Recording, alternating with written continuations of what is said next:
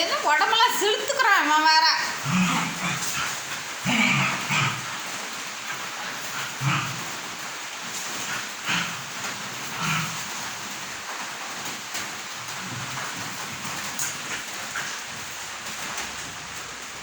சரி மேட்டு போச்சு போச்சு போச்சு போச்சு எல்லாமே பிச்சு போச்சு.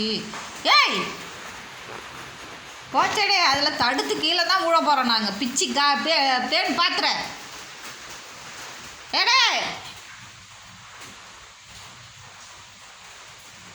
இங்கே வா குப்ல வரான் அவன்கிட்ட பார். மேட்டு எடுத்துகிட்டு போகிறான் பாரு. இல்லையா இல்லையா